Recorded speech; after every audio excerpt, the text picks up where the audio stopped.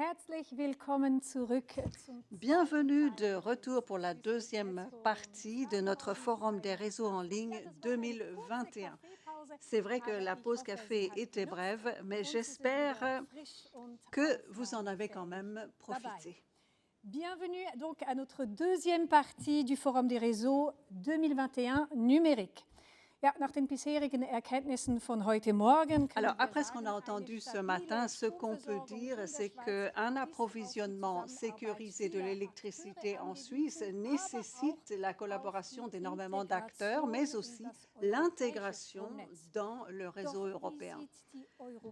Maintenant, quelle est la perspective européenne?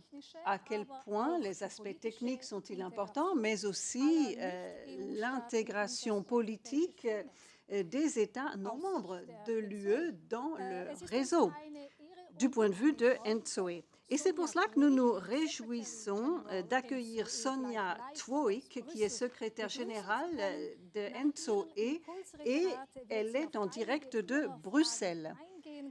À la suite de son exposé, elle répondra à toutes vos questions, donc n'hésitez pas à les poser sur notre portail. Madame Twoik va s'exprimer en anglais et il n'y aura pas de traduction simultanée. What is the relevance of technical and political approaches from a European point of view for non-EU states in Europe, such as Switzerland? We are honored to have Sonja Twoik, Secretary General ENTSO-E, live with us today and are eager to hear her point of view on that matter. Welcome to Ms. Sonja Twoik.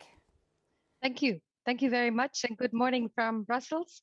Thank you to Swissgrid for the kind invitation to speak at the Swissgrid Forum here today. I'm very happy to explain and outline ENTSO-E, which essentially is at the heart of cooperation between TSOs across Europe. Very vital for system security, for market integration, and for network development. In terms of who are ENTSO-E, well, we are an association of 42 TSOs across Europe. We make up both 35 countries responsible for secure and coordinated operation of Europe's electricity system. We represent one common voice of TSOs across Europe. And of course, the 42 TSOs include both EU and non-EU. A number of our key responsibilities are set out under EU legislation. Primarily, in the first instance, ENTSO-E was set up under the third package on electricity, separating both electricity generation and supply activities from system operations. Fundamentally, we have three main goals in ENTSO-E. We want to ensure a secure, interconnected power system at all time frames and across a pan-European scale. We want to ensure optimal functioning of the development of the European electricity market, and we want to enable integration of electricity generation from renewable energy sources of emerging technologies. We are fundamentally at the heart of the energy transition. What we have achieved in the last 10 years is very, very fundamental to the transition. We have developed 8 network codes. What they are essentially is rule books at pan-European level between all TSOs to work together on market operations, system operations, and also connecting new units to the system. We have developed 6 research, development, and innovation roadmaps. We have developed 6 10-year network development plans, or the TYNDP, as some of you may know it as. In terms of platforms, we develop pan-European platforms on transparency to provide data to the public, to stakeholders. We have developed short-term adequacy tools and outage planning coordination tools, again at pan-European level. And this is the benefit of all TSOs coming together to develop common tools to ensure a more secure system. We have over the years developed the platform on regional coordination and have developed 6 regional security coordinators across Europe. We have developed 10 pan-European security supply assessments, 26 summer and winter outlooks, which is very critical to managing system events within year. Overall, what we can say is that we've achieved competitiveness, doubling of cross-border electricity exchanges in the last 20 years, successful coordination in critical situations. We are minded to look at the cold spell, the pandemic we're in now, and the solar eclipse. And we're about to have a further solar eclipse next week, I believe. So in terms of security of supply, the TSOs work very much hand in glove to work together to develop, to ensure the system is secure. In terms of renewables, this is the fundamental shift of the portfolio of generation across Europe, is that we shift to a more renewables, green focused energy system, which is more sustainable in the long run. And therefore, the share of renewables is increasing and has increased over the last decade of the order of 35%. Of course, we have challenges. And these challenges are posed somewhat by the more political aspects of our economy and our scale. We look at constantly how to address technical cooperation within the third country question. In particular, I point to the System Operation Guideline, or the SOGL as we call it, where TSOs were to endeavor to make an agreement with third country TSOs. And this was important for system security, securing system operation. And also with regard to the capacity calculation regions, it was also required to look at the methodologies and the processes on a capacity calculation level. And in that respect, we were to develop and safeguard against potential risks for secure system operation. And to ensure the mutual impact of both EU and third country power systems would be considered in the methodologies and processes that the TSOs develop.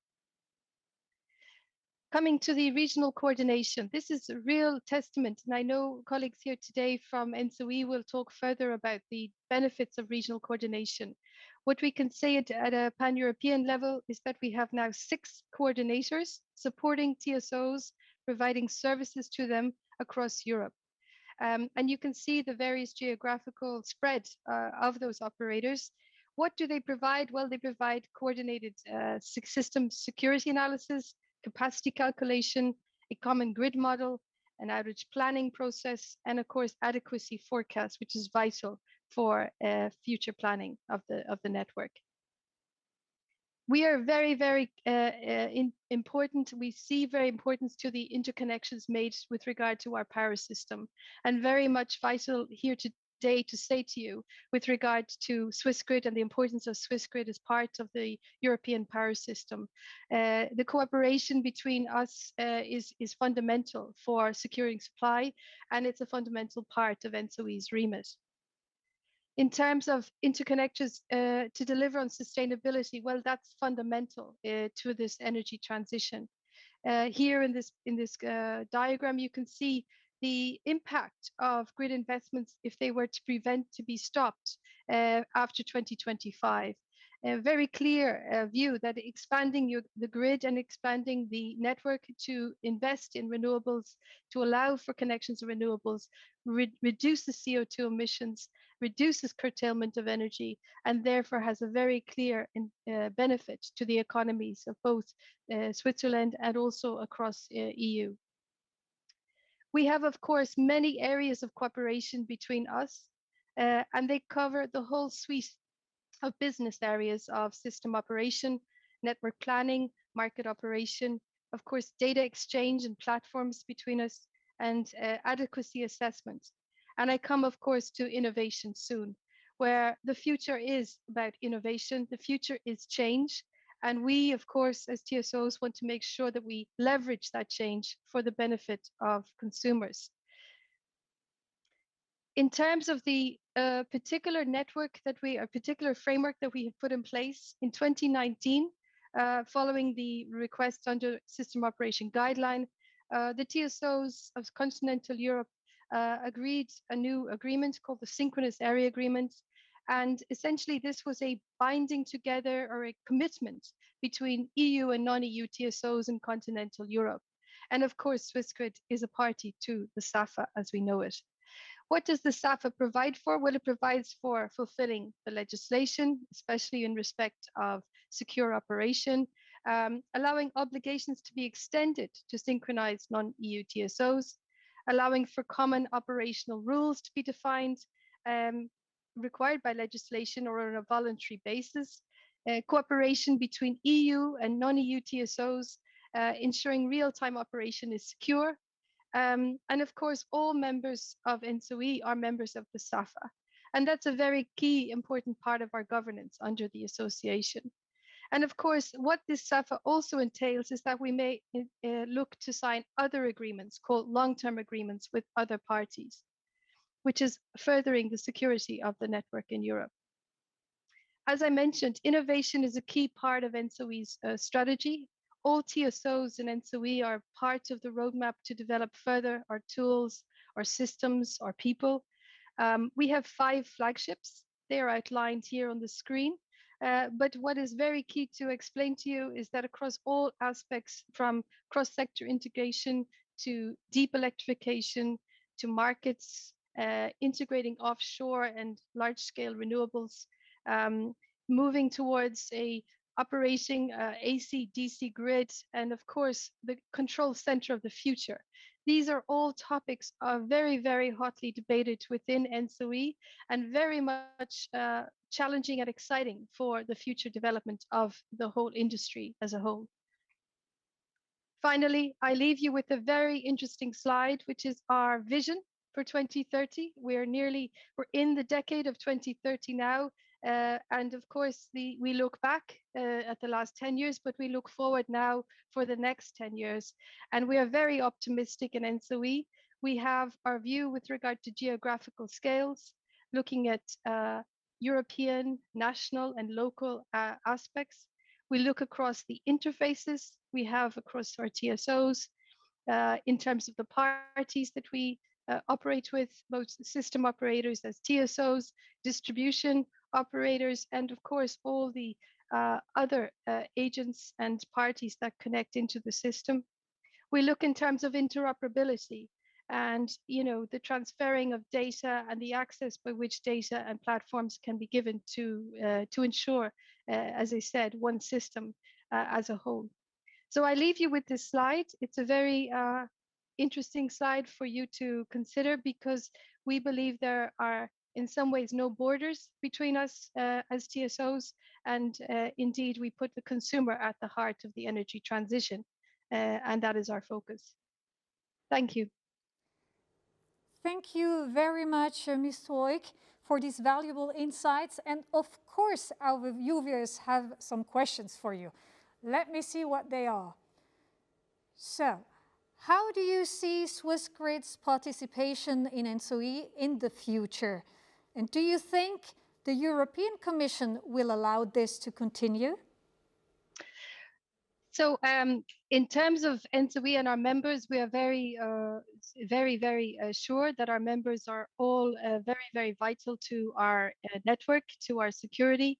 I have explained that, the importance of EU and non-EU cooperation is fundamentally part of our articles, of our objectives as a TSO and as ENTSO-E.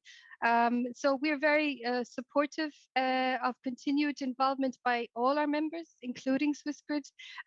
But I leave that question for the Commission in terms of what their views are.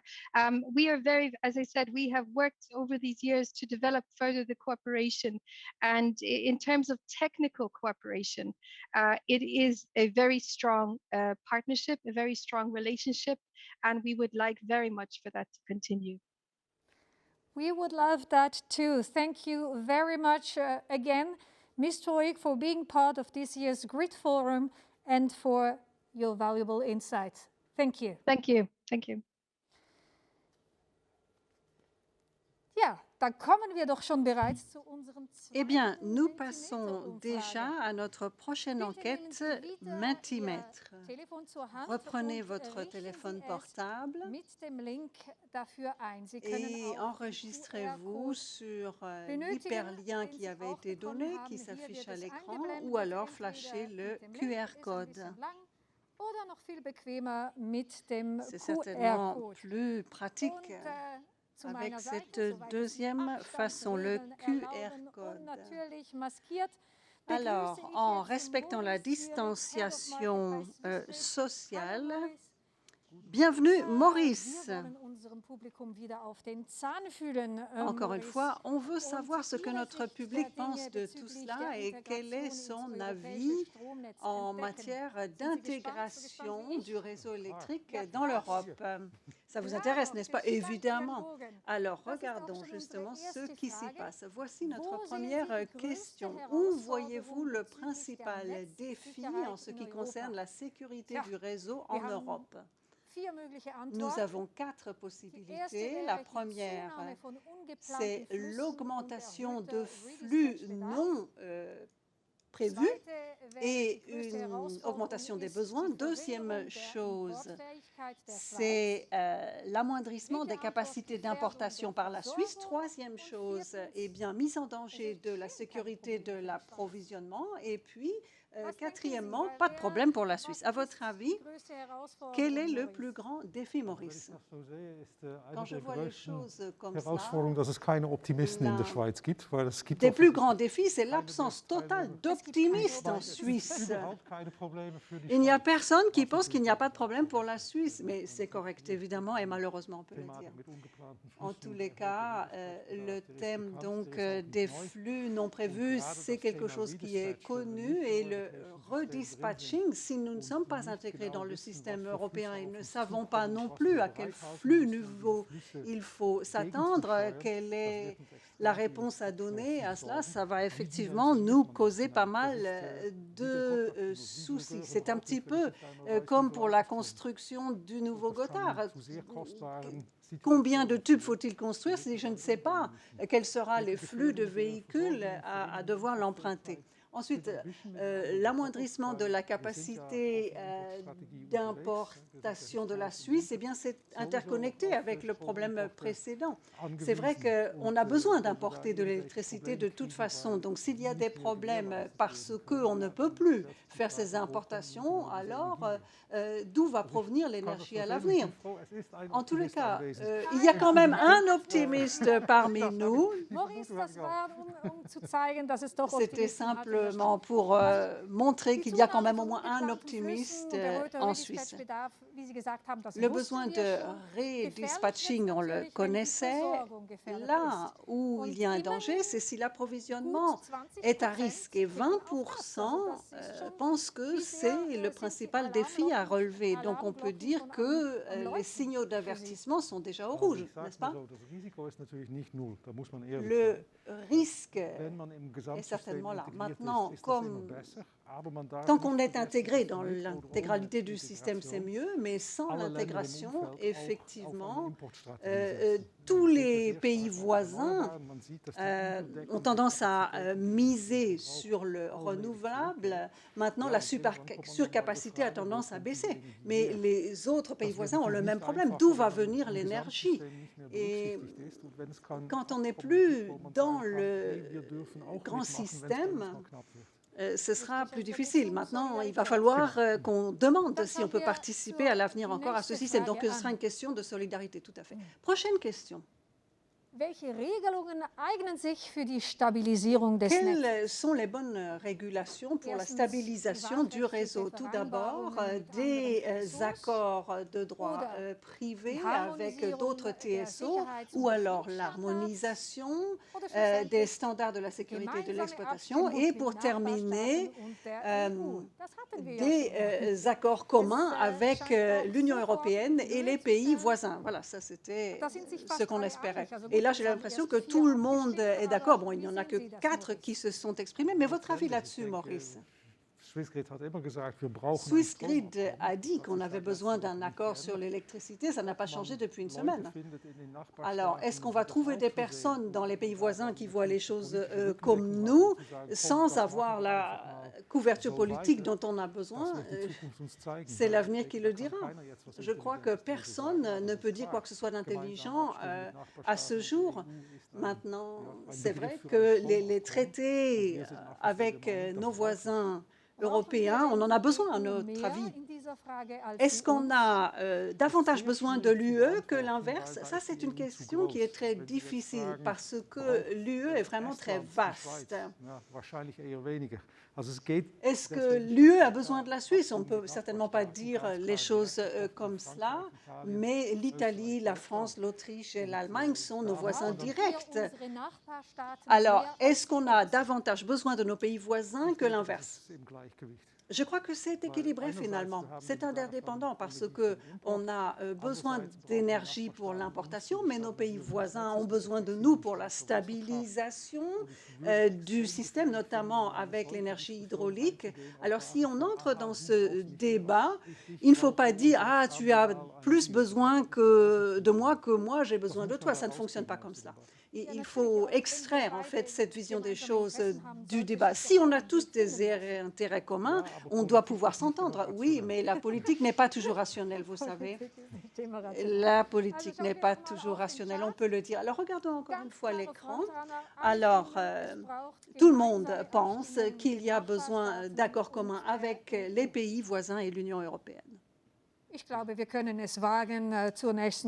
crois qu'on peut passer immédiatement à la question suivante, parce que le résultat ne changera plus ici. Voilà la prochaine question.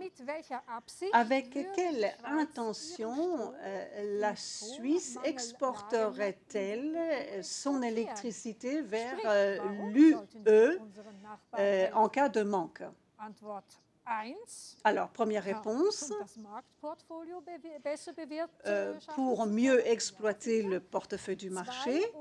Deuxième possibilité, pour ne pas mettre en danger la stabilité de notre réseau. Troisièmement, l'exportation et le transit, eh bien, la Suisse ne pourra plus le faire à l'avenir. On se contente de regarder pour nous. Et quatrièmement, la Suisse profitera de la solidarité de l'étranger. Donc, exportation et transit, on ne pourra plus les faire à l'avenir. Est-ce qu'on peut parler comme cela? Personnellement, je dirais que techniquement, ça n'est pas réalisable. Et au niveau de l'économie publique non plus, ça ne fait pas de sens et ça n'est pas réalisable.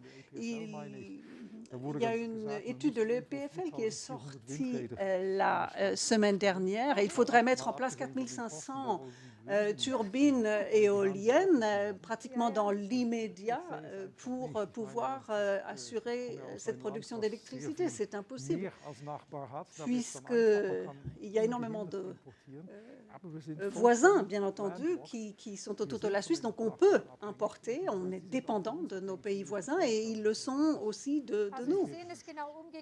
Donc vous voyez les choses à l'inverse. On ne peut pas se permettre de ne pas exporter pour pouvoir importer, en fait. Oui, c'est tout à fait cela que je veux dire. Et je ne redis pas la même chose que tout à l'heure à propos des optimistes en Suisse. Mais je vois que le résultat est clairement exprimé aussi. La solidarité entre les pays voisins est quelque chose qui compte beaucoup. Alors, faut-il vraiment un traité sur l'électricité pour vivre cette solidarité? Alors oui, ça c'est la question à 1000 francs. Hein. Je dirais que oui, parce que sinon on ne pourra pas garantir que techniquement et au niveau du marché, on puisse s'entraider aux conditions voulues sans temps de préparation donnée. Si demain, je ne sais pas si il faut s'attendre que pour une raison ou une autre, les collègues n'aient pas envie de nous aider, alors j'aurai un gros problème. Et donc pour résoudre ceci, il faut qu'on ait une structure claire et plausible et qui soit connue de tous et respectée par tous. Là encore, le résultat est très clair. Bien. Eh bien, merci à toutes les participantes et à tous les participants d'avoir exprimé leur avis parce que ça nous a aidés à y voir un petit peu plus clair pour le prochain débat. Mais le prochain débat, ça c'est assez rare, eh bien, le prochain débat est prévu dans 20 minutes seulement, mais la régie m'indique que tous les participants sont déjà dans les starting blocks et connectés. Nous pouvons donc regarder comment Le débat va commencer. Donc, nous allons parler de la mise en œuvre des System Operation Regions et des Regional Coordination Centers pour les pays non membres de l'UE en Europe.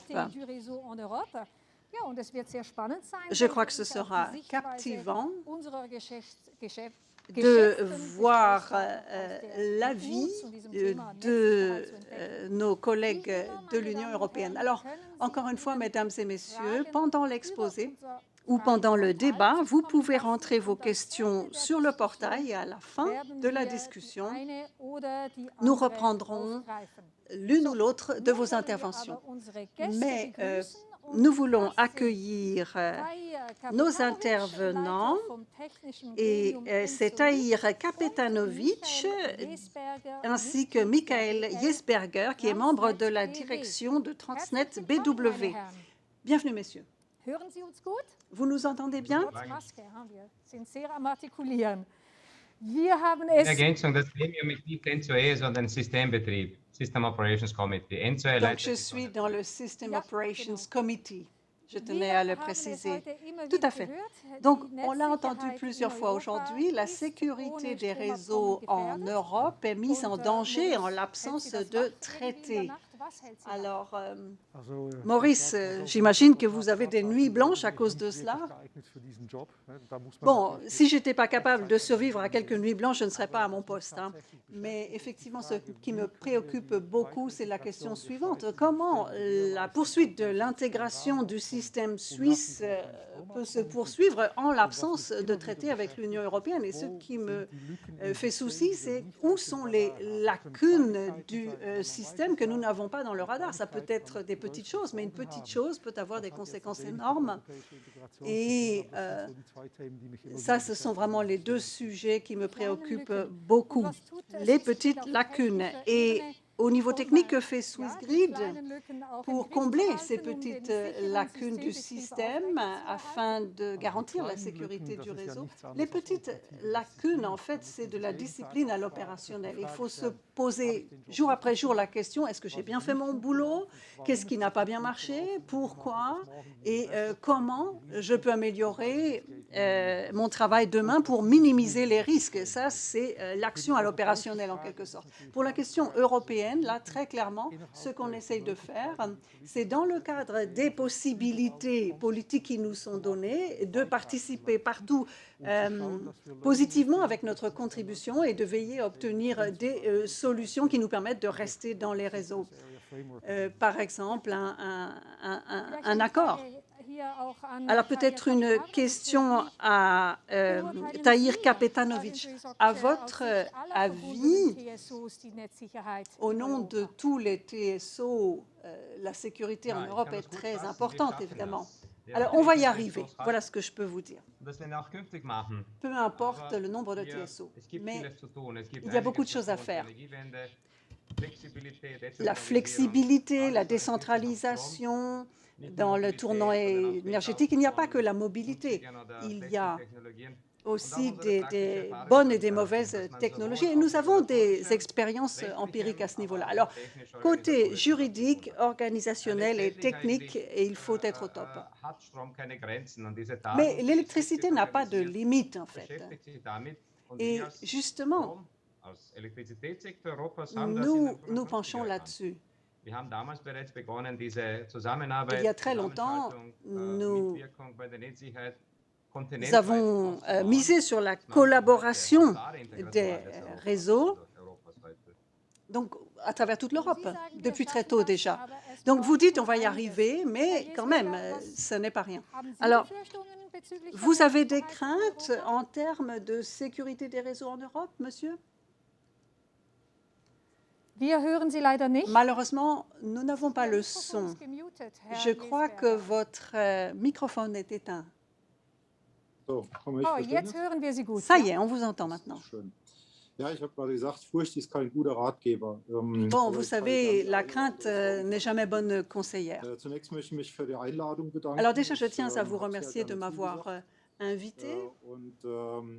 wäre gerne zu unserem elektrischen Nachbarn in die Schweiz gereist, aber so muss ich sagen, schöne Grüße aus Stuttgart. Et donc, je ne suis pas très loin de la Suisse, à Stuttgart, et j'aime venir dans votre Ich pays. würde mal mit der Aussage beginnen. Es gibt politische Gesetze und es gibt physikalische Gesetze. Bon, il y a des lois politiques et physiques. Pour la politique, ça peut être justement des traités, des lois, une harmonisation des lois. Maintenant, la décarbonisation, elle repose sur des bases physiques, en revanche. Et pour la décarbonisation, on parle là de projets techniques avec des objectifs politiques et des conditions cadres politiques. Alors, il faut relier le politique et le technique et le physique, si l'on veut. Sans quoi cela ne marchera pas. Et c'est justement le souci que j'ai, parce que ça prend trop de temps jusqu'à ce qu'on ait bien compris ce qu'il faut pour que la politique énergétique puisse se développer d'ici 2050. Donc on a une taille physique. Et on va constater rapidement qu'avec la nouvelle logique sur le CO2, eh bien, on va solliciter nos réseaux beaucoup plus que par le passé. Et je pense que c'est cela qui va déterminer notre action ces prochaines décennies. Et il faudra exercer son influence pour stabiliser les réseaux et sécuriser l'approvisionnement en électricité. Donc il va falloir vraiment changer de perspective pour atteindre les nouveaux objectifs en matière de CO2 à l'avenir. Il va falloir adapter les infrastructures. Ça, c'est facile à comprendre, vous allez me dire, mais c'est difficile à réaliser parce que c'est quelque chose de très cher et il y aura beaucoup d'intérêts particuliers qui entreront en ligne de compte. Donc, il ne faut surtout pas perdre trop de temps dans la discussion de la compréhension. Il ne faut pas vivre dans une cloche, si vous voulez, mais à l'échelle européenne, il faudra formuler des objectifs qui soient homogènes. À quel point la solidarité est-elle importante entre les différents TSO et dans la branche? Et à votre avis, que pensez-vous donc de la signature de traités? La coopération transfrontalière dans la planification du réseau, on ne peut plus s'en passer. C'est ce que l'on observe depuis des décennies et c'est ce que l'on pratique ensemble déjà depuis très longtemps. Et d'ailleurs, à ce titre, je tiens à remercier la Suisse. Mais pour reprendre Tahir Kapetanovic, effectivement, le jeu politique existe. Et on ne peut pas se contenter d'une réflexion politique à l'intérieur de ces frontières seulement, notamment pour le projet de décarbonisation. Donc le jeu politique ne pourra s'exercer, les règles du jeu politique ne pourront être respectées que si l'on a une mentalité globale, mondiale. La coopération entre les associations, les fédérations est très importante. Sonia le disait tout à l'heure, il y a une coopération sur la sécurité en Europe, sur les plateformes de développement aussi. Bon, pour résumer, il faut qu'on ait une coopération plus étroite qu'auparavant pour arriver à la décarbonisation à l'avenir. Merci. Monsieur Kapetanovic, quelles sont les principales priorités et mesures à prendre pour sécuriser les réseaux d'ici les 10 prochaines années? Le principal, comme je le disais tout à l'heure, c'est qu'on ait suffisamment d'électricité. Mais on y arrivera, je le disais. Maintenant, l'excellente coopération entre les gestionnaires des réseaux n'a pas été suffisamment soulignée aujourd'hui. Et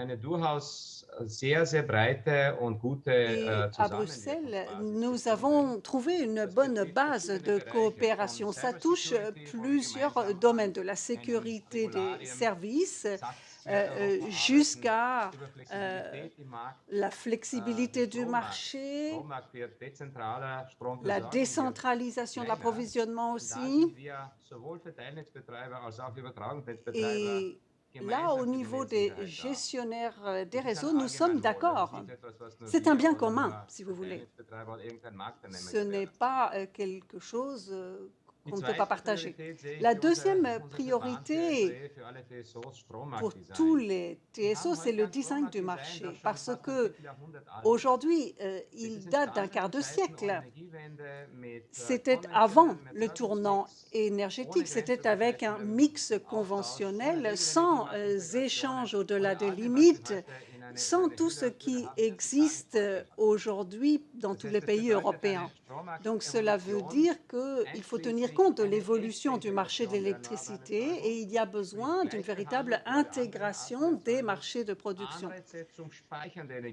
Et il faut qu'il y ait les bonnes incitations, il faut que le stockage soit au rendez-vous et la distribution doit jouer aussi pour que l'efficacité du marché soit donnée.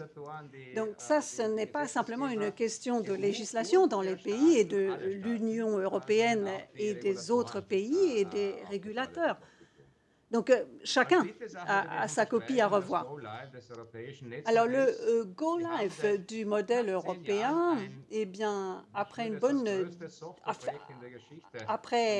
donc près de 10 ans, nous avons montré que cette évolution technique nous permet de regrouper tous les TSO européens de telle sorte que sur le continent, depuis le Portugal jusqu'en Pologne, en passant par le Cap Nord et Athènes, eh bien, toutes les données des réseaux peuvent être échangées en temps réel et calculées également. Et à la base de ces données-là, eh bien, le Go Live, qui devrait intervenir à la fin de cette année, eh bien, nos prestataires d'ici 2025, tous les coordinateurs de la sécurité, c'est la société TSNet notamment en Autriche, eh bien, tout le monde va travailler finalement sur cette base-là. Donc l'interopérabilité sera donnée. Donc think globally, act locally, coordinate regionally, ça marche, ça doit marcher. Mais ce sera une tâche difficile.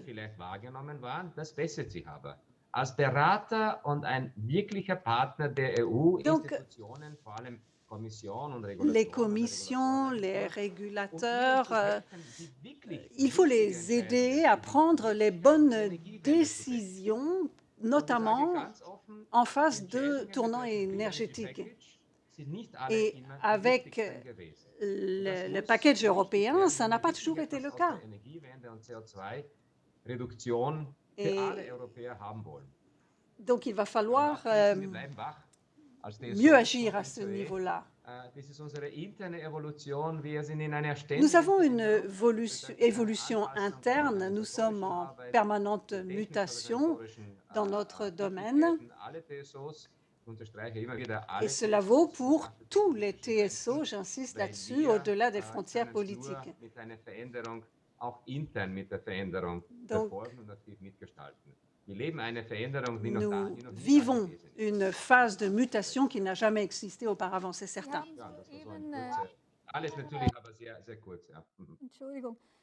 Excusez-moi, je vous ai coupé la parole. Vous venez de parler du paquet énergie propre, Clean Energy.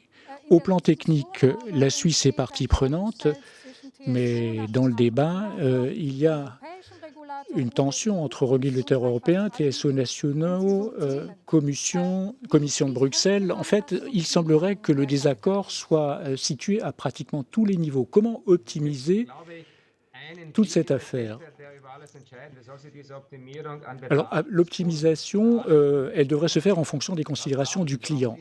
De quoi a besoin le client? Sécurité de l'approvisionnement, réduction du CO2. Les clients sont en Suisse, dans l'Union européenne, en Grande-Bretagne, il ne faut pas les oublier, dans les pays des Balkans et partout ailleurs.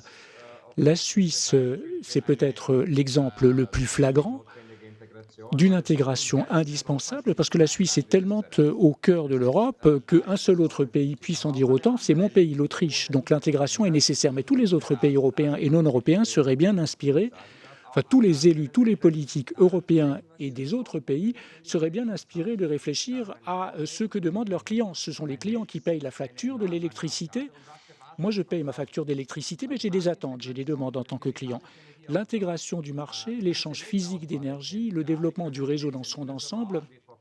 Les réseaux, on ne peut plus les construire comme il y a 50 ans où chacun construisait dans son coin. Il faut des interconnecteurs, il faut des lignes courant continu et tout ceci exige qu'on se serre les coudes et il ne faut pas de tirage politique. La politique énergétique, elle doit surtout viser une politique de satisfaction de la clientèle. La transition énergétique ne réussira pas si on passe son temps à se disputer pour savoir qui gagne, qui perd, qui gagne, qui est le meilleur. Moi, je suis responsable de l'exploitation en Autriche. Moi, je suis en contact avec mes collègues suisses tous les jours. Avec Maurice, je me vois très régulièrement. On coopère main dans la main et c'est parfait. Mais je constate bien, je vois bien de plus en plus, enfin, je comprends, mais que du fait de la situation politique, du fait du débat politique entre la Suisse et l'Autriche, Swissgrid pourrait se voir forcé à emboîter le pas ou aller dans la direction d'évolutions qui ne sont pas bonnes pour Swissgrid et pour les autres.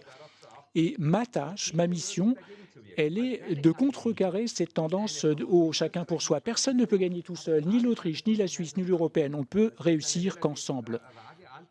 Alors c'est vrai que la réponse peut vous paraître vague, mais pour développer un point sur le paquet énergie propre, c'est cet accent très fortement mis sur les 70% de capacité de transport et de transmission réservées au marché. Alors déjà, si chacun pour soi doit le faire, ça va être difficile, et si on ne réussit pas à coopérer, parce que ce choix de l'Union européenne, c'est 70%, ce n'est pas un choix rationnel. Mais bon, il est là, c'est une contrainte, et pour satisfaire cette obligation, on ne peut y arriver qu'ensemble. Si on exclut certains pays, ça ne va pas le faire, pour nous et pour ces pays en question, qui auront également des problèmes. OK, Maurice, alors ces 70%, c'est un problème pour la Suisse. C'est vrai, c'est un enjeu difficile, parce que si le résultat, c'est que les flux transfrontaliers vers des États tiers ne sont pas pris en compte, ne comptent pas, ne sont pas comptés, alors les collègues de l'Union européenne ne pourront atteindre l'objectif que en révisant à la baisse les capacités de commerce transfrontalier, donc en les ramenant à zéro. Et là, la situation saugrenue sera que le courant électrique physiquement transite par la Suisse, mais du point de vue commercial ne sera pas importé, parce que je ne peux pas acheter de capacité pour l'importer en Suisse ou pour l'exporter depuis la Suisse vers l'étranger. Et donc, Tahir l'a dit de façon tout à fait pertinente, si ce genre de situation devait se manifester, il faudra surtout travailler contre ça, contrecarrer cette situation, faire comprendre à l'Union européenne que ce n'est pas dans l'intérêt ni de l'Union européenne ni du système dans son ensemble. Et si, pour d'autres raisons, on refuse de nous entendre, il faudra qu'on trouve des solutions de rechange, et ces solutions de rechange sont compliquées et très chères. Donc l'ENTSO, eux, avec tous les TSO, gèrent les processus décisifs, exploitation, conception des réseaux, solutions de marché pour les négociants et les courtiers de l'Europe entière. Est-ce que Swissgrid est pleinement partie prenante à tous ces processus, et en quelle qualité et sous quelle forme? Alors, nous sommes pleinement impliqués chez ENTSO. Il y a quelques sujets, quelques rares sujets où, pour des raisons politiques ou juridiques, comme vous savez, nous sommes plutôt spectateurs qu'acteurs, mais nous sommes membres du System Operations Committee, du Market Committee et du System Development Committee. Ce qu'il faut respecter, c'est que parfois il y aura des décisions qui ne concernent que les seuls membres Union européenne. Et dans ce cas, il y aura un processus All TSO, c'est une double décision où nous pourrons produire des arguments techniques au niveau de la consultation en amont, mais nous n'avons pas voix au chapitre pour décider, ce qui est parfaitement logique parce que nous ne sommes pas membres de l'Union européenne. Oui, et l'accord sur l'électricité, on n'en aura pas non plus, en tout cas dans l'immédiat. Mais sans accord sur l'électricité, ça veut dire que la SAFA, c'est la seule possibilité à moyen terme d'assurer l'intégration technique.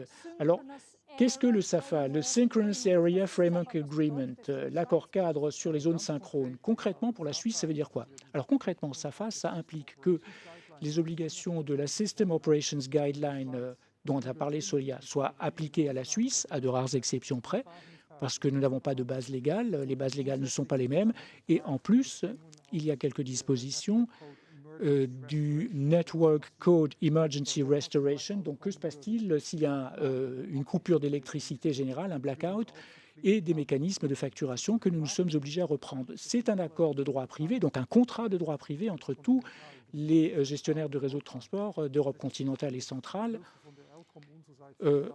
Cet accord a vu le jour avec l'aide de l'ELCOM et avec Swissgrid, donc nous pouvons participer et ça permet d'assurer le SAFA que les mêmes règles s'appliquent à tout le monde sur l'exploitation du réseau, sur la stabilisation du réseau et sur la gestion de tous les exploitants de centrales et de réseaux de transport. Donc, c'est l'ossature technique sur laquelle on travaille. Ça n'a rien à voir avec le marché. Non, c'est l'ossature technique, je dis bien.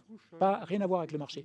Mais ce serait trop beau s'il n'y avait pas quelque part des interfaces avec le marché et les règles de marché. Ces interfaces, elles sont nécessairement là. En coopération avec les partenaires et en négociant, nous avons trouvé de bonnes possibilités pour trouver des palliatifs. Donc, pour éviter de nous faire participer à un mécanisme de marché où nous n'avons pas le droit de participer, tout en pouvant bénéficier des mesures nécessaires pour assurer la sécurité du système. Et c'est ce qu'il faudra, le SAFA, qu'il faudra faire décoller et il faudra faire fonctionner dans les années qui viennent. Je vois qu'il y a une foule de questions qui tombent. Je vais poser la première question à M. Jesberger. Ça vient du public, M. Jesberger, et la question est pour vous. Est-ce que le sud de l'Allemagne n'est pas non plus tributaire de fourniture d'électricité depuis la Suisse, tant que le développement du réseau prend du retard, comme c'est le cas actuellement en Allemagne? Est-ce que l'Allemagne va encore pouvoir exporter vers la Suisse, surtout en hiver? OK.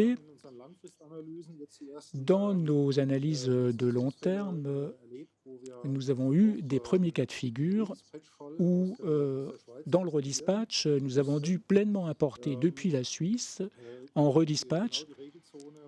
Donc, la zone de réglage Bade-Wurtemberg devient une zone de réglage d'importation. Vous savez que dans le Bade-Wurtemberg, les centrales nucléaires vont être désaffectées. Les grandes centrales thermiques au charbon également. Donc, on va installer des centrales fuel switch et les importations, pas seulement en provenance de Suisse, mais également en provenance de la France et d'Autriche et de nos voisins électriciens, donc TNET notamment, sont destinés à augmenter et même à augmenter de façon sensible. Et alors, comment est-ce que les règles du jeu décidées d'un commun accord pourront être respectées au plan technique et politique?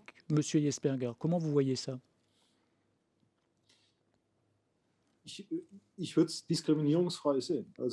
Alors, je crois qu'il faut surtout viser l'absence de discrimination. Au niveau de la coopération sur la sécurité du réseau, il faudra pousser notre coopération. Nous sommes pour SAFA. Nous travaillons également avec TSCnet et avec Swissgrid. Nous développons des plateformes partagées, communes. Le réseau européen, l'ENSOE, doit être développé également. Donc cette coopération, la coopération au quotidien, de l'interconnexion, l'échange sur le planning partagé des réseaux, ce sont des éléments essentiels, incontournables pour l'avenir. Donc il ne faut vraiment pas raisonner en termes de frontières nationales, il faut raisonner en termes de frontières techniques, donc de zones de réglage, et c'est ça qui fera notre fonctionnement au jour le jour. Monsieur Kapetanovac, nous avons une question assez chaude qui remonte du public. Comment voyez-vous la Suisse par rapport à la Grande-Bretagne? Est-ce que le Brexit va s'appliquer également, toutes choses restant égales par ailleurs, à la Suisse? Non. Pour la deuxième question et pour la première question, Il suffit de voir la géographie, mais ce serait un peu réducteur. La Grande-Bretagne également a des liens très forts du point de vue électrique avec le continent. Et je répète ce que je dis toujours quand on parle à la Commission ou aux institutions européennes, les développements politiques, par la force des choses, ne relèvent pas de nos compétences ou de notre contrôle. Nous ne sommes que, entre guillemets, les exploitants système, mais ça signifie en retour qu'il y a des millions de personnes de ce continent qui dépendent de nous, indépendamment de tout débat politique.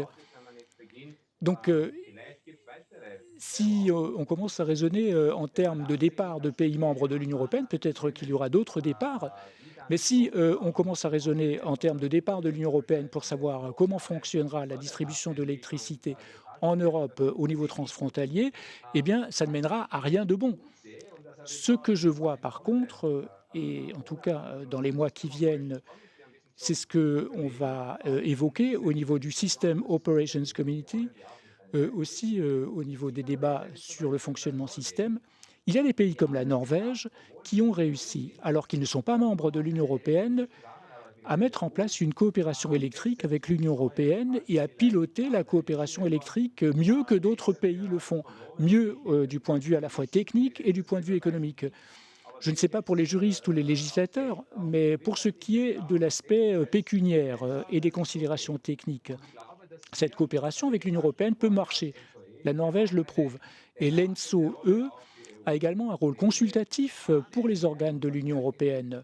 Il faudra peut-être qu'on fasse davantage d'expertise conseil en direction de l'Union européenne pour faire comprendre comment la dimension politique de l'Union européenne doit se faire à l'endroit d'États qui ne sont pas membres de l'Union européenne, mais qui sont importants pour l'approvisionnement électrique de l'Union européenne. Comment est-ce que les Européens peuvent s'aider entre eux en tant que membres ou non membres? Moi qui suis ressortissant de l'Union européenne, j'aimerais pas, moi qui paye ma facture d'électricité en Autriche, être pénalisé à cause de développements politiques. Et donc là, il y a un vrai challenge, aussi bien pour les institutions communautaires que pour le législateur et le régulateur suisse et les autres législateurs et les autres régulateurs. Nous, en tant que ENTSO, nous pouvons consulter, conseiller, dire voilà ce qu'il faudrait faire, c'est comme ça qu'il faudrait, c'est vers là qu'il faudrait aller.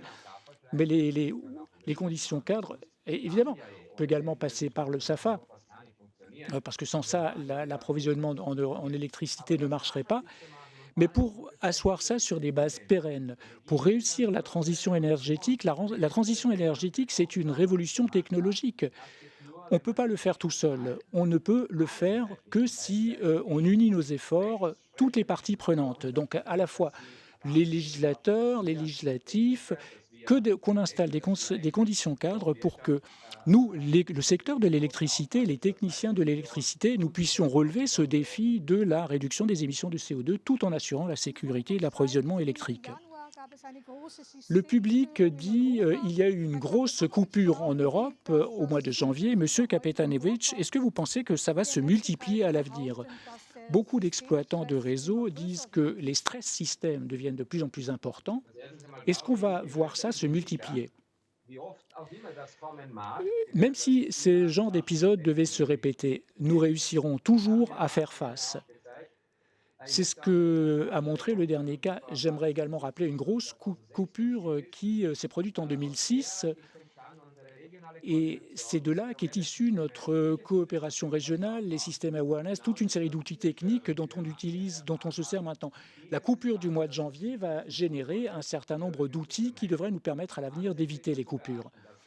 Mais il faut tenir compte du fait que les systèmes d'approvisionnement électrique européens, c'est la plus grande machine du monde. Un système technique connaît des pannes. Il y a des pannes qui sont d'origine humaine également. Mais ce dont nous pouvons être fiers, et là où nous pouvons dire merci à nos prédécesseurs, c'est que le design système, avec cette approche globale et avec cet effet local, donc approche globale, effet local, les différents TSO ont leur part de responsabilité, réglage des fréquences, mais tout ceci est réglé et géré au niveau global, au niveau continental. Et même si ce genre de coupure devait se reproduire à l'avenir, ce qui n'est pas exclu, On saura faire face au mieux de nos possibilités et je ne pense pas qu'il y aura un blackout pan-européen. On saura faire pour que ça ne se produise pas. Maurice, en Suisse, il n'y a pas d'optimiste, mais en Autriche, il y en a au moins un. Il s'appelle Tahir Kapetanovic. C'est un optimiste. Est-ce que ça te rassure? Oui, ça me rassure. Eh bien, ça me fait plaisir. Monsieur Jesberger, nous avons d'autres questions pour vous. L'Allemagne et la Suisse sont voisins, sont reliés, interconnectés au plan électrique. Est-ce que vous pourriez envisager une coopération plus étroite sans violer le droit européen, donc entre l'Allemagne et la Suisse? Il faudrait que je renvoie la question.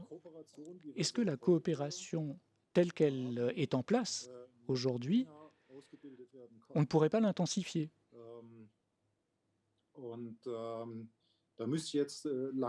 Et il faudrait vraiment que je me creuse la cervelle pour trouver un point où je dirais que la coopération est très imparfaite ou très insuffisante telle qu'elle existe aujourd'hui.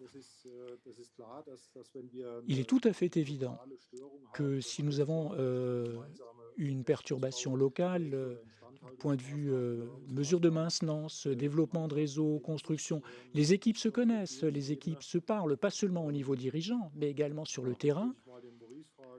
Donc je pourrais renvoyer la question à Maurice. Est-ce que tu penses qu'il y a encore moyen d'intensifier notre coopération? Là, moi, je ne vois pas pour l'instant.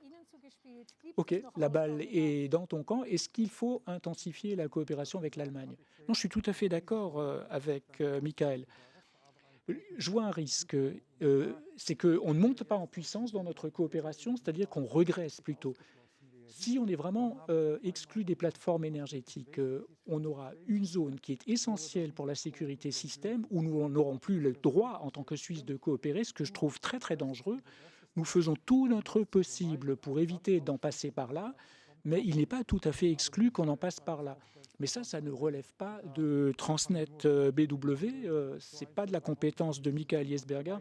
Comme ça, au débeauté, je ne dirais pas comment on pourrait coopérer davantage encore avec le Bade-Württemberg. Pour l'instant, on coopère parfaitement entre nous. Mais Transnet BW a peut-être un tuyau pour nous. L'une des questions qui remonte du public est la suivante. Dans quelle mesure la Suisse fera-t-elle valoir ses intérêts particuliers avec l'Union européenne, en coopération avec l'Union européenne? Est-ce que nous avons les moyens de faire valoir nos points? Est-ce que M. Jesberger, en tant qu'Européen, a de bons conseils à nous donner?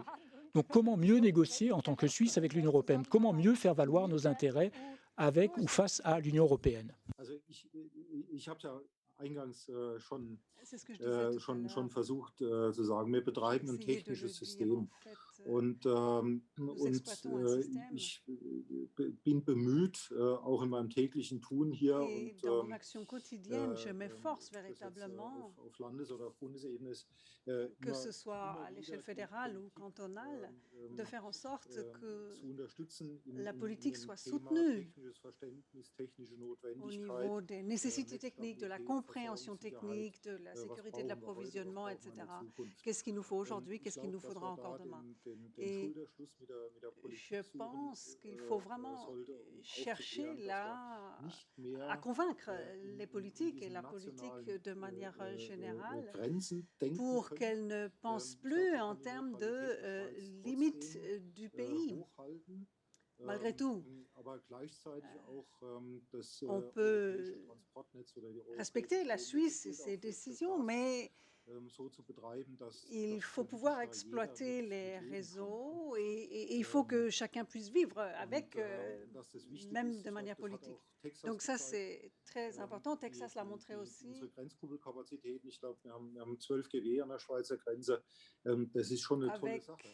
Avec la Suisse et ses frontières, nous avons pas mal de coopération déjà. C'est ce qui se passe entre le Texas et le Mexique aussi. Et voilà, avec ce travail de sensibilisation, je crois qu'on fera avancer en fait nos relations communes. Donc quelque chose doit effectivement se passer. Alors voici une question pour Monsieur Kapetanovic maintenant. En Suisse, on dit souvent que nous sommes en fait un monstre administratif où tout est centralisé et que, en fait, les petits pays essaient de tout gouverner. Est-ce que ça vaut pour l'Autriche aussi? Non, non, pas du tout. EU ist natürlich ein Apparat. Bon, c'est vrai que l'Union européenne et non pas la Suisse est un monstre administratif, mais elle est moins interventionniste que l'administration américaine, par exemple. Maintenant, c'est vrai qu'il y a un certain moment, j'ai lu déjà que le nombre de fonctionnaires qui travaillent pour nous au sein des institutions européennes est moindre que le nombre de fonctionnaires qui travaillent dans le même domaine aux États-Unis. Maintenant, nous sommes 27 pays réunis au sein de l'Union européenne et nous ne sommes pas un seul pays comme les États-Unis. Ce que je dirais, c'est que en tant que citoyen ou de client, nous avons fondé l'Union européenne à partir de la communauté de l'acier à l'époque et je dirais que les valeurs de M. Schuman, qui était un grand penseur, restent les mêmes aujourd'hui. Et de là où je viens, je suis autrichien en fait, mais j'ai aussi quelques racines hongroises. Et ça montre bien qu'on n'échappe pas à ces origines européennes, mais elles sont communes.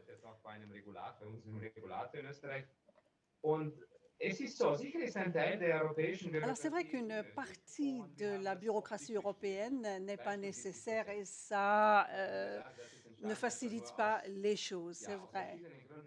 Bon,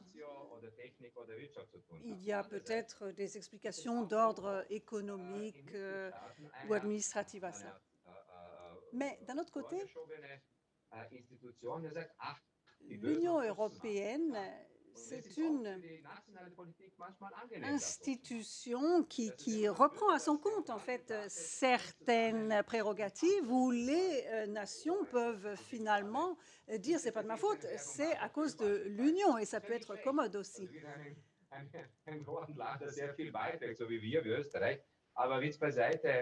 Mais l'Union européenne, pour nous tous, cela signifie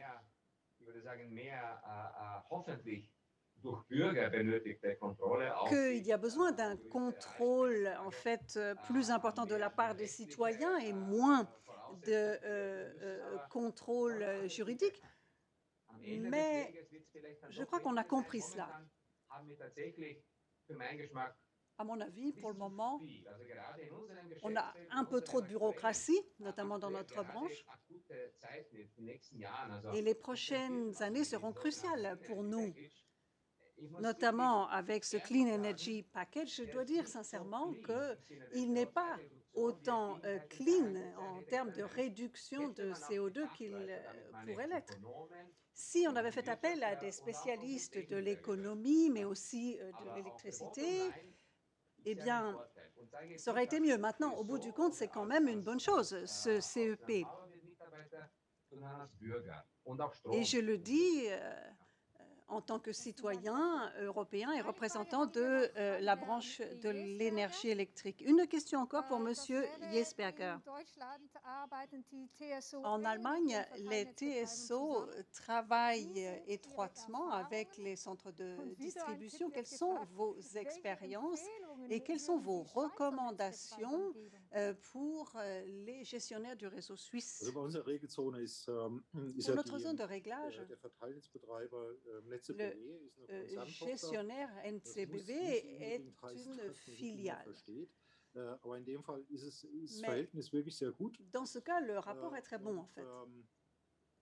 Am besten kann man das, glaube ich, sehen, wenn sie bei uns in die Schaltleitung nach Wendlingen kommen. Et quand vous arrivez à Wendlingen, chez nous, vous voyez que ça se passe très très bien. Même chose pour le réseau de transport européen d'ailleurs.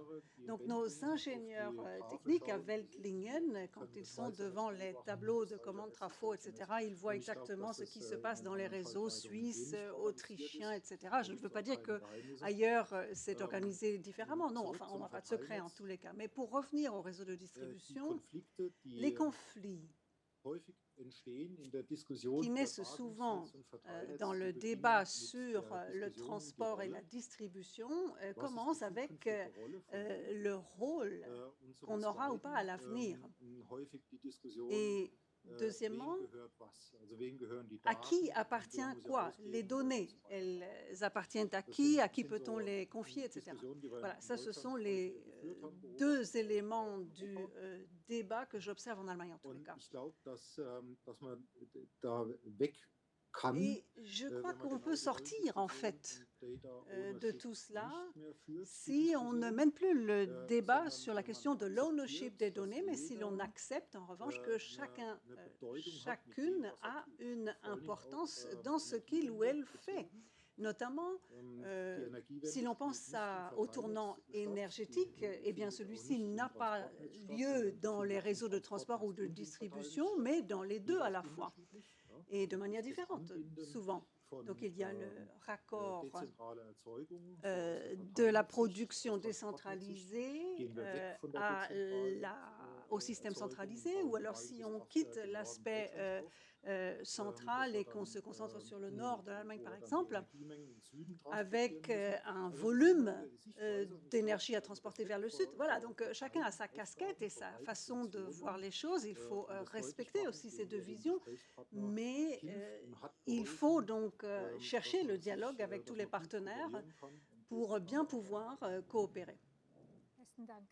Merci. Alors, il y a quand même une question qui vous est destinée, on s'en réjouit.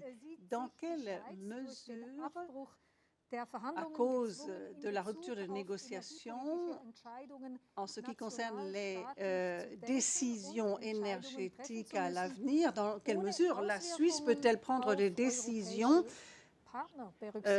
sans tenir compte de ses partenaires européens? Alors c'est une question très intéressante, effectivement. Et j'ai vu une notion que j'aimerais, un mot que j'aimerais remplacer tout de suite, parce que on représente des intérêts, mais on ne défend pas des intérêts nationaux à Bruxelles. Ça, c'est la grande différence. Donc il faut négocier. Alors, sans traité, on n'a pas de traité sur l'électricité non plus, mais tout le monde cherche à défendre ses intérêts nationaux. Évidemment, 27 États le font au sein de l'Union européenne. Alors prendre une décision sans tenir compte des pays impliqués, ce n'est pas possible parce que tout est tellement imbriqué. C'est ce qu'on a vu dans l'enquête. Alors, on pourrait dire, plus personne n'obtiendra d'électricité en provenance de la Suisse. On serait en mesure de le dire. Mais est-ce qu'ils vont, en Europe, nous livrer leur électricité après cela? C'est complètement illusoire d'argumenter comme cela. Bien, ce qui intéresse encore nos téléspectateurs, Maurice, ceci. Quelles sont les trois choses que Bruxelles pourrait faire si, même avec l'absence de traité, on peut faire quelque chose? Alors, c'est la poursuite de la question de tout à l'heure, en fait. Là encore, il faut faire très attention. Nous ne sommes pas dans un contexte où on dit « OK, tu ne peux plus livrer de PlayStation en Suisse, bien fait pour toi ». Nous sommes complètement intégrés. Alors encore une fois, l'idée comme quoi on peut faire cavalier seul sans montrer son jeu aux autres, ça n'est pas possible. Et ça ne traduit pas en fait la mentalité qui règne au niveau des producteurs et des distributeurs d'électricité. Donc, si on est exclu de la plateforme, par exemple. Alors, pour l'Union européenne et les partenaires, ce n'est pas très pratique, parce que là, on a une certaine position. Alors, dans le domaine des transits, on a une bonne position. Il y a pas mal d'électricité qui transite par la Suisse pour aller vers l'Italie, et il y a des mécanismes qui les prévoient. Donc, pour rappeler notre existence, on pourrait justement insister là-dessus. Simplement un rappel. OK. Il faut bien savoir comment pense l'Union européenne, qu'est-ce qu'elle veut et comment on représente ses intérêts, pas en défendant uniquement ses prérogatives nationales. Alors, la négociation, on connaît, parfois on fait un pas en avant, deux pas en arrière ou l'inverse. Et il faut continuer tout simplement à discuter, ne jamais laisser tomber, renoncer, s'arrêter, rester optimiste comme M. Kapetanovic. Tout à fait. Dernière question en français et elle vous est adressée, Maurice. Concrètement et brièvement, qu'en est-il de la mise en œuvre des System Operation Regions et des Regional Coordination Centers en ce qui concerne la Suisse? Alors, une question en français mérite une réponse en français. Donc, les System Operation Regions sont définis dans le Clean Energy Package, qui n'est pas du tout couvert par le Synchronous Area Framework Agreement. Et les Regional Coordination Centers, la même chose. La situation actuelle, c'est que le ACER, alors le regroupement des régulateurs européens, a décidé que à cause de l'absence de l'accord sur l'électricité, il n'est pas possible d'admettre Swissgrid dans le System Operation Region Central. Donc, nous ne sommes pas membres de cette System Operation Region. Point. Et la conséquence de cela, c'est que nous avons aussi des problèmes avec les Regional Coordination Centers parce que le Clean Energy Package dit que ne peuvent être membres de Regional Cooperation Centers les TSO qui sont dans une System Operation Region. Nous ne le sommes pas. Conclusion logique, nous ne pouvons pas être ce qu'on appelle Participating TSO. Après, comment on va mettre ça en musique pour rester dans la coopération en tant que telle, ce n'est pas très clair parce que la Commission a aussi dit le fait que Swissgrid ne peut pas être Participating TSO ne veut pas dire que Swissgrid ne peut pas obtenir des prestations de services d'un Regional Coordination Centers. Et ça, c'est la discussion qui est en cours actuellement. Je pense qu'il y aura une première réponse d'ici fin de l'année. Merci bien. Et notre discussion ici touche à sa fin. Sie haben am Anfang gesagt, Maurice, dass Sie eigentlich immer gut schlafen, trotz allem. Können Sie jetzt nach dieser Runde... Vous nous avez dit que vous n'aviez pratiquement pas de nuit blanche jusqu'à maintenant, ou que si c'était le cas, eh bien, vous pouviez vivre avec. Eh bien, je dors ni mieux ni moins bien. Je crois qu'on se connaît très très bien au sein du système européen. Nous, on s'occupe de la technique et on espère, on essaye d'influencer, exercer notre influence et d'informer les décideurs politiques pour qu'ils prennent leurs bonnes décisions. Eh bien, merci Maurice et merci à toutes nos spectatrices et spectateurs, ainsi qu'à Tahir Kapetanovic, ainsi que Michael Jesperger. Merci à vous également. Au revoir. Et voilà, notre événement touche à sa fin. Le Forum des réseaux en ligne 2021 va bientôt se terminer. Et je vois que Yves Zumwalt vient me rejoindre, toujours en gardant son distance. Yves, oh, vous m'amenez des fleurs. Eh, bien sûr. Oh là là, merci. Ça vient de l'alpage. De l'alpage, voilà. Merci beaucoup Yves. Oui, je les tiens. Heute die Stromzukunft gestalten, stratégisch. Donc, concevoir l'avenir énergique de demain, c'était la devise de notre événement. Est-ce qu'après ce forum, vous êtes optimiste et vous pensez qu'on y arrivera tous ensemble? Je suis toujours optimiste, vous savez, et on l'a vu avec nos collègues en Europe, je crois que tout le monde en fait, a les mêmes objectifs en tête. Personne ne veut de panne de système, de rupture d'approvisionnement en électricité. Et sur cette base technique, on partage vraiment tous les mêmes objectifs. Donc, je suis certain qu'on pourra compter sur nos collègues européens à tout moment. Ils sont également là pour nous et Swissgrid est également là pour les collègues. Alors, au niveau du marché, c'est devenu un petit peu plus difficile. Donc, il faut voir comment ça va continuer. Swissgrid ne décide pas tout à elle seule. C'est entre Berne et Bruxelles que des décisions tomberont. On ne sait pas encore lesquelles. Mais d'un autre côté, je pense que dans la Suisse, il faut pouvoir compter aussi sur le côté de la production. Nous partageons tous les mêmes intérêts.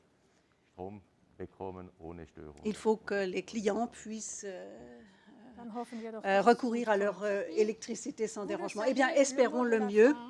C'est toujours, il va à notre hôte. Ich überlasse Ihnen die virtuelle Bühne. Merci. Und bedanke mich. Merci Mireille.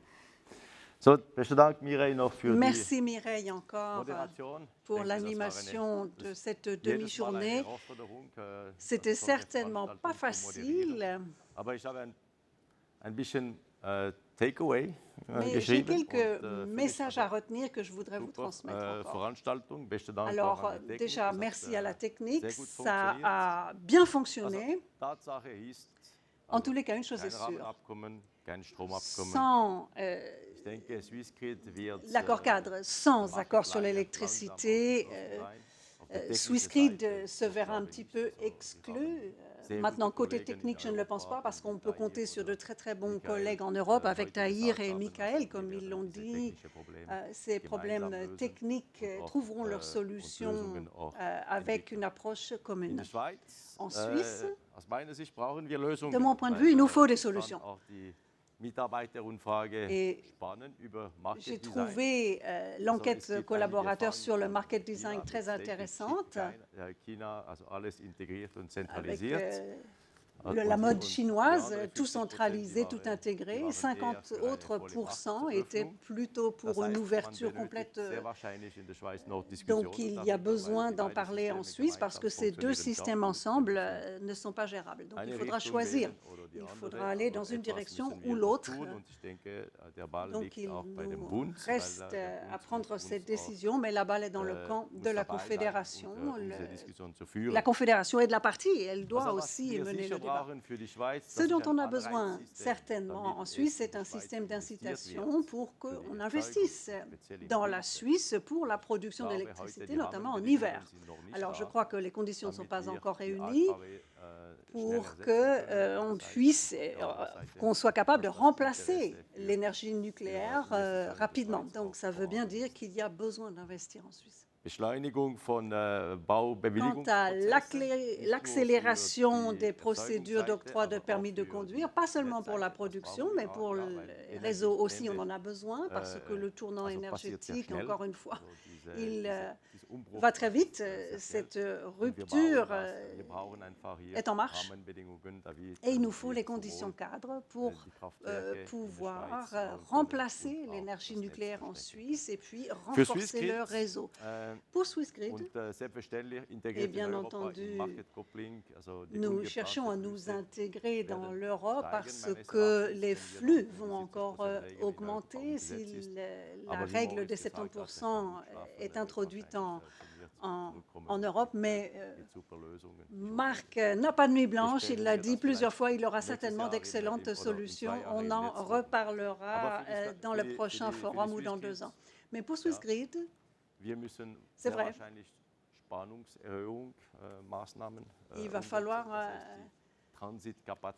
augmenter la capacité de transit aussi, verdauen können. Pour qu'on puisse digérer tout cela. Et comme pour beaucoup de lignes, et c'est le réseau 2040 qui le dira, lorsque les scénarios qu'on va obtenir seront plus clairs. Donc l'extension du réseau, des réseaux est importante.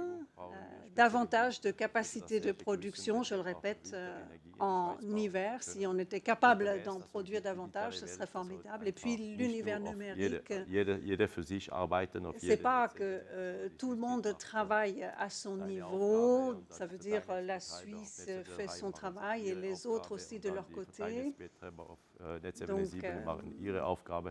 Donc, les réseaux de distribution d'un côté, les autres ailleurs. Avec le tournant énergétique, de toute façon, tous les systèmes doivent fonctionner ensemble. Donc, ça nous laisse encore du pain sur la planche. Mais il y a des solutions numériques que l'on peut mettre en place. Benoît Reval a dit aujourd'hui, depuis la semaine dernière, il faut développer de nouveaux scénarios pour l'énergie pour la Suisse. On a beaucoup misé sur l'importation par le passé. Aujourd'hui, il va peut-être falloir changer de mentalité et voir ce que l'on est capable de fabriquer dans notre propre pays. Ça veut dire construire de nouvelles installations pour y arriver, pour que le réseau de l'avenir puisse être développé. Voilà. Swissgrid regrette la décision de la semaine dernière, évidemment. Nous avons gardé l'espoir jusqu'au bout. We had the hope to get a contract with Europe in the system, electricity system, but now we just shifted from hope to wishes, and that means wishes we never know when they are coming, but now we are waiting to see how Bern will try to solve these issues. And from our side, from Swissgrid, I can just say also to my European colleagues, so you can count stand by us. We are here. We will continue to work together as we always did in the past. Aber die Politik jetzt muss diese Probleme lösen. Wir können einfach nicht sagen, c'est à la politique aussi de jouer le jeu. On ne peut pas dire pas de lignes d'électricité, pas d'éolien, pas de ci, pas de cela avec l'Europe. Au bout d'un moment, il faut quand même amener des solutions sur la table. Il faut qu'on sache ce qu'on veut et pas toujours ce qu'on ne veut pas en Suisse. Donc notre coopération avec les pays voisins fonctionne bien. Nous avons signé déjà des accords. Maintenant, la difficulté, c'est de savoir comment le droit européen pourra être appliqué en Suisse. Mettre cela en place, ça ne va pas être facile.